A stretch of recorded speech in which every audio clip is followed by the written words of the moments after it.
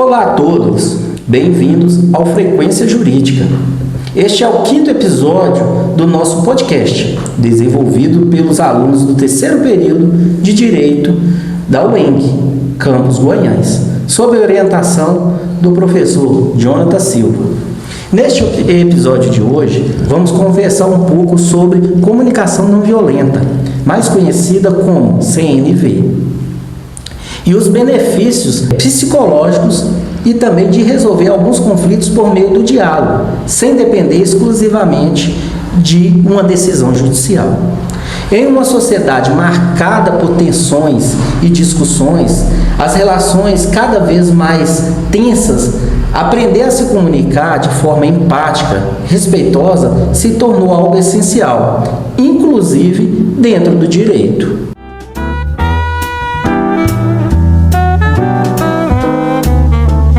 Antes de começarmos, vamos nos apresentar. Eu me chamo Robson. Eu sou o Ezequiel. Eu sou a Laiane. E eu sou a Lorena. Sejam muito bem-vindos.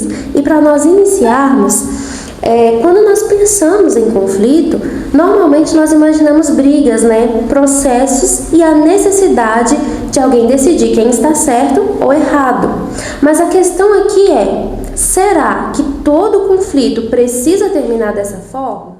A comunicação não violenta, ela propõe justamente uma mudança nesse olhar. Ela busca incentivar diálogos mais conscientes, baseados na escuta, no respeito e na compreensão das necessidades humanas. E por isso que a CNV foi desenvolvida pelo psicólogo Marshall Rosenberg e tem como objetivo melhorar a forma de como vamos nos relacionar, principalmente em situações difíceis. Então, a ideia central vai ser que por trás de comportamentos agressivos sempre vão existir sentimentos e necessidades que muitas dessas vezes não estão sendo compreendidos. A comunicação não violenta, ela funciona a partir de 4 pilares básicos e principais dentro da metodologia: a observação, o sentimento, a necessidade e o pedido. O primeiro é a observação, que significa descrever os fatos sem julgamentos. Parece simples, Mas a gente tem o hábito de rotular as pessoas rapidamente e de forma errônea. E, por exemplo, em vez de dizer você é irresponsável, a pessoa pode dizer você chegou atrasado nas últimas reuniões. Isso evita ataques pessoais e facilita o diálogo. O segundo ponto são os sentimentos. A CNV, ela incentiva que a pessoa reconheça aquilo que realmente está sentindo, em vez de transformar emoções em acusações. Depois disso, vem as necessidades. Segundo a comunicação não violenta, todo comportamento humano tenta atender a alguma necessidade, como respeito, segurança, atenção ou reconhecimento. Então, quando alguém reage com agressividade, muitas vezes existe uma necessidade emocional não atendida por trás daquela atitude. E o último pilar da comunicação não violenta é o pedido. Então, ele vai ser bem claro e bem respeitoso.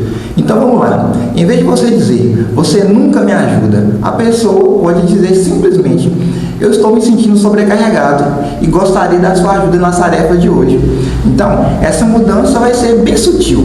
Vai ser na forma com que você vai falar e isso também vai reduzir os conflitos e aumentar muito mais as chances de compreensão. Tradicionalmente, o nosso direito, ele sempre foi associado a uma ideia de disputa. Muitas vezes, um processo judicial funciona como uma partida, um ganhador ou um perdedor. Mas atualmente, cresce a valorização de métodos consensuais, como a mediação e a conciliação, que traz grandes benefícios para quem utiliza dessa metodologia. É isso aí, Robson. É nesse contexto que a comunicação não violenta se torna importante, porque ela ajuda as pessoas a dialogarem de maneira mais equilibrada e respeitosa. A proposta aqui não é ignorar os conflitos, porque eles sempre existirão, mas resolvê-los de forma menos desgastante e mais humana.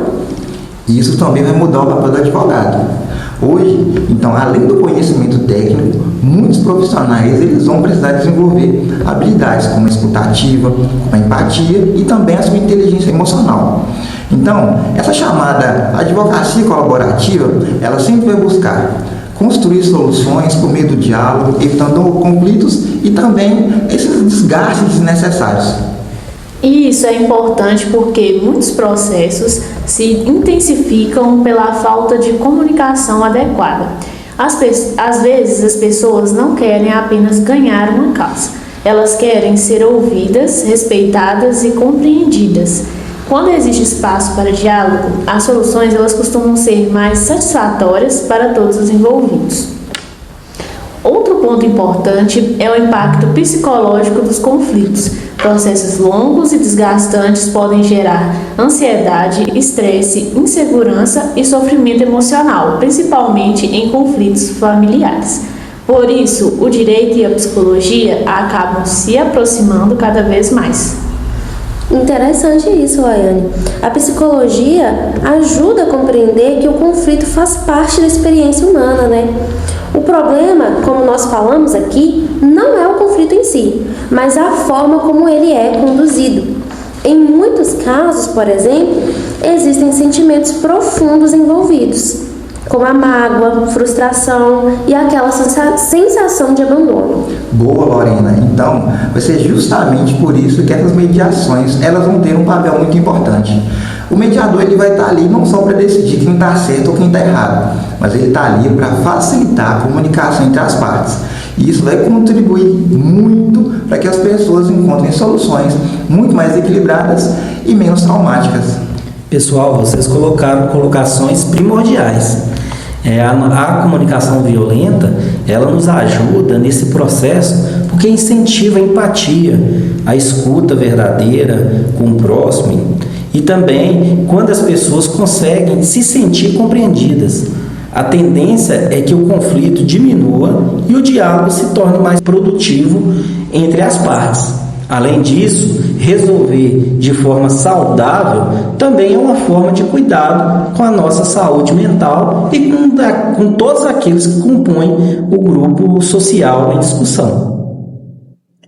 A CNV pode ser aplicada em situações simples do cotidiano. O primeiro passo é aprender a ouvir sem interromper e sem reagir impulsivamente. Muitas vezes escutamos apenas para responder e não para compreender o outro. Isso é verdade, Laiane, ainda mais na nossa rotina, muitas das vezes corrida, nós escutamos ali e nem estamos, na verdade, atentos para aquilo que o outro está falando. Outra prática importante é substituir acusações por expressões de sentimentos e necessidades. Como assim? Em vez de você dizer, você nunca se importa comigo, a pessoa pode dizer, olha, eu me sinto triste quando não sou ouvida. Isso reduz ataques e favorece conversas mais respeitosas. E também vai ser muito importante a gente entender que um não nem sempre vai significar rejeição, né, não, Lorena? É verdade. Então, por isso que a comunicação não violenta, o não, ele não vai representar apenas uma necessidade diferente daquele momento. Ele também vai mostrar para que você consiga enxergar que o diálogo ele vai reduzir conflitos e vai aumentar muito mais as possibilidades da negociação. Depois de tudo que foi dito por nós, a gente pode concluir que a comunicação não violenta nos lembra que todos nós buscamos, inclusive, necessidades humanas básicas, como respeito, acolhimento e compreensão.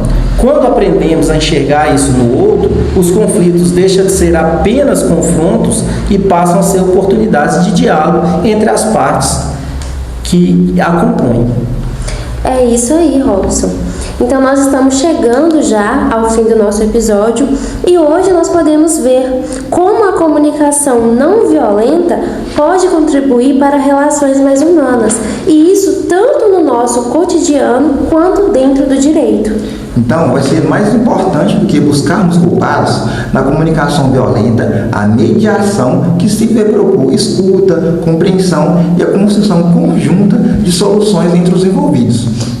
E em uma sociedade marcada por tantos conflitos, aprender a dialogar de forma empática se torna cada vez mais necessário.